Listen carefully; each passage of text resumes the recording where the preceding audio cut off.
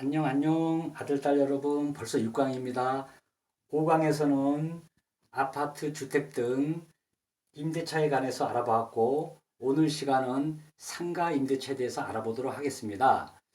목적물이 주택이나 아파트인 경우는, 어, 경우와 또 상가인 경우, 목적물이 상가인 경우는 민법이란 일반법의 임대차 규정을 적용받지만은 특별법에 의해서 서로 다르게 규정받고 있습니다.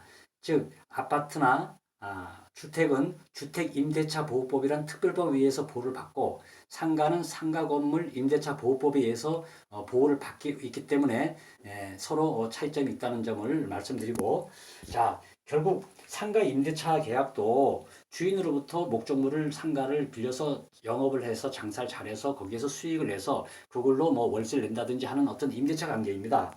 그런 이런 상가 임대차 관계도 계약을 맺을 때 계약서를 꼭 작성하도록 하는 것이 좋겠죠. 왜? 분쟁을 방지하기 위해서 부동산 중개 사무실에 가서 서로 당사자 본인 확인하고 임대차 계약을 맺어야 되는 점은 주택 아파트 임대차 계약과 동일하다라고 말씀드리겠습니다. 그래서 이 상가 임대차 계약도 역시 등기부상 본인 확인하고 갑구 을구란에 이상이 없을 때 계약을 또 해야 되겠죠. 그래서 상가 임대차 계약의 주요 내용을 보면 크게 5가지로 구분되어 있어요. 부동산의 표시, 몇 도 특정돼 있어야 된다 그랬죠. 아파트 할 때 역시 상가도 어느 상가 몇 도 특정돼 있어야 되겠습니다. 그다음에 계약 내용 중에는 보증금 존속 기간 등이 중요한데, 보증금은 상가의 특성상 월세라는 개념이 더 들어가 있습니다. 매월 언제 얼마 뭐 보증금 3천에 월세 150만 원 이렇게 해서 월세가 들어가 있는 것이 차이점이 있고, 존속 기간은 보통 통상 1, 2년의 기간으로서 계약을 하고 있는데, 계약 갱신 요구권이라고 해서 임차인이 임대인에게 계약 기간이 끝나고 나서 계속 그 계약을 해달라고 연장 요구할 수 있는 권리를 계약 갱신 요구권이라 합니다. 이게 과거에 5년 했는데 지금 10년으로 변경됐습니다. 궁중족발 사건 이후로. 궁중족발 사건은 뒤에 권리금 부분에서 별도로 말씀드리겠습니다. 그렇게 해서 존속 기간은 사실상 10년으로 늘어나면서 임차인이 보호가 강화됐다고 볼 수 있겠습니다. 그 다음에 이제 계약이 종료되게 되면은 임차인은 보증금을 반환을 잘 받아야 되겠고, 또 권리금 반환 문제 등이 문제가 될 수 있겠습니다. 계약 종료 시에 우리가 계약 기간에 특별한 어떤 예를 들어서 계약 기간을 2년으로 정했는데 2년이 돼서 묵시적 갱신 요구 묵시적 갱신이라는 부분이 있습니다. 서로 어떤 재계약을 안 했을 때 이 종전 계약과 동일한 조건으로 다시 연장되는 걸 묵시적 갱신이라고 합니다. 이 주택 임대차와 똑같습니다. 아파트 주택 임대차 보호법과 그렇게 해서 그 갱신되게 되면은 주택은 2년간이었지만은 상가는 1년간 갱신돼서 1년간 더 연장되는 것으로 보고 있습니다. 임대인은 갱신 후에 어떤 임대인은 뭐 갱신 후에 그 갱신 해지권이 없다 이렇게 이제 표현하고 있고요. 보증금 월세 인상 시에는 계약서를 제작성해야 되겠죠. 그 다음에 이제 중개수수료 작성 부분, 중개수수료 지급 부분, 작성 일자, 또 임대인 임차인 서명 날인 이상이 5가지가 이 상가 임대차 계약서의 주요 내용이라고 말씀드릴 수 있겠습니다. 그 다음에 이제 사회적으로 중요한 이슈는 과거서부터 크게 3가지로 나눠 볼 수 있습니다. 즉 임차인이 임대차 상가 임차인이 장사하던 도중에 새로운 어떤 주인이 나타났을 때 매매가 됐거나 또는 경매로 새로운 주인이 나타났을 때 그 사람이 나가로 했을 때 나가지 않고 대항할 수 있는 대항력 문제가 하나 있고, 그 다음에 이 계약 기간이 만료돼서 임차인이 나갈 때 전세 보증금을 잘 반환받고 나갈 수가 있는지 문제가 또 하나 있습니다. 그 다음에 문제는 전세 보증금 외에 권리금을 잘 받고 나갈 수 있느냐 이런 문제가 있습니다. 권리금이란 것은 일반 아파트나 주택에서는 없는 개념이지만은 이 상가는 어떤 영업을 잘해서 이 장사가 잘 되는 곳, 몫이 좋은 곳 또는 손님이라든지 영업이 잘 되는 곳에서는 권리금이라는 것이 생겨서 임차인과 임차인 상호 간에 주고받는 것입니다. 임차인이 나갈 때 새로 들어오는 임차인한테 권리금을 받고 나갑니다. 뭐 시설비, 집기, 뭐 영업 노하우 여러 가지 임계 인수해주면서 그러니까 상가 주인하고는 직접적인 관련은 없었습니다. 그러나 이제 이런 크게 세 가지 부분이 이슈가 되고 있는데 이런 문제들이 해결하기 위해서 여러 가지 이제 문제들이 세 가지 문제들이 있는데 이런 문제들을 해결하기 위해서 결국은 민법에서 해결을 못하니까 특별법인 상가건물 임대차 보호법을 통해 가지고 이러한 사항들을 해결하고 있습니다. 그래서 먼저 임차인의 대항력을 보면은 즉 상가 건물을 인도 점유를 하고 그 다음에 사업자 등록을 해야 됩니다.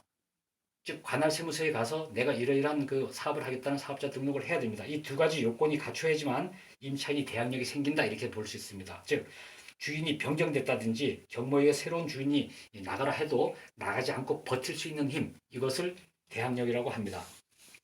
그 다음에 두 번째 우선 변제권 효력 우선적으로 전세 보증금을 반환받고 나갈 수 있는 힘 이것을 우선 변제적 효력이라고 합니다.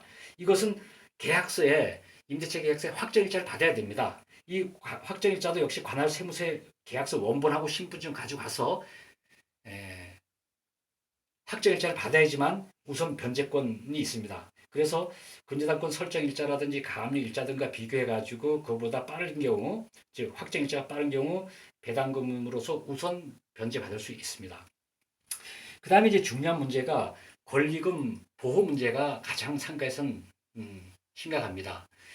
그 궁중 족발 사건이라고 여러분들 우리 아들 딸들이 아는지 모르겠지만 신문에 났던 사건입니다. 2018년도에 그 서울의 그 서촌이라는 지역에서 2009년도부터 이 족발집을 운영했습니다. 그 막국수집하고 족발집을 운영하던 사람이 장사가 워낙 잘 되니까 이 주인이 상가 건물 주인이 이 9억짜리 상가를 18억으로 매매를 했습니다. 그래서 새로운 주인이 나타났습니다. 새로운 주인이 나타나서 이 지금 장사하고 있는 사람들에게 5년이 지났으니까 나가달라고 했습니다. 나가게 되니까 이 사람이 권리금이 한 2억 전에 주고 들어온 권리금이 한 2억 정도 됐었던 모양입니다.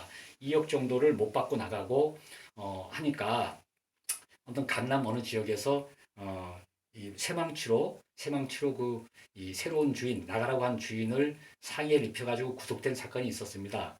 그래서 그런 사건 이후로 이 권리금 보호 문제가 더 사회 이슈화 돼서 법이 개정되기 이르렀습니다. 그래서 개정된 주요 내용은 두 가지로 이 매월 올리는 이 궁중족발 사건에서 얼마를 올려달라고 했냐면은 장사가 잘 되니까 300만 원을 1200 정도, 4배 정도 인상을 해서 받았고, 또 나갈 때 권리금도 받지 못하고 여러 가지 이런 문제들이 있었습니다. 그러다 보니까 개정된 법에서 그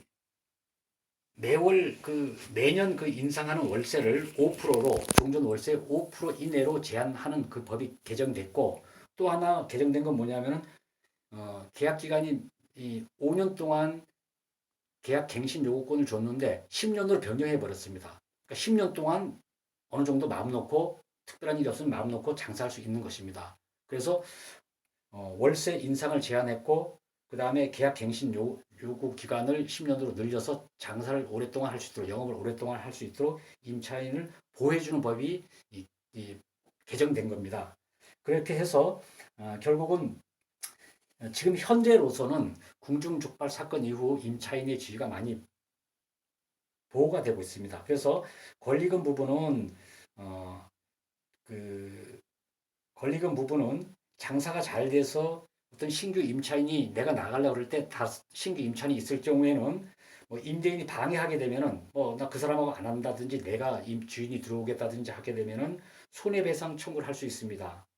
즉 신규 임차인이 없을 경우에는 보증금만 받고 나가지만은 장사가 잘 돼서 신규 임차인이 있을 때는 그 사람한테 넘겨주고 즉 권리금을 받고 나갈 수 있도록 보장이 돼 있고요. 그렇다면 또 여기서 문제 뭐냐면 임대인 상가 주인이 10년 동안 계약 갱신 요구권에 의해서 10년 동안 쓰지 못하고 있다가 뭐 직접 들어가서 장사를 하고 싶을 경우가 있습니다. 상가 주인이 이럴 때는 임대인이 이 권리금을 지급한다든지 또는 1년 6개월 이상 영리 목적으로 사용하지 않아야 된다는 조건으로 들어갈 수 있습니다. 그래서 결국 이 임대인의 어떤 권리를 상당 부분 제한하고 있는 어떤 이런 문제점도 있지만은 반면에 상가 임차인으로서의 어떤 보호받는 지위는 많이 향상되어 있음을 알려드립니다.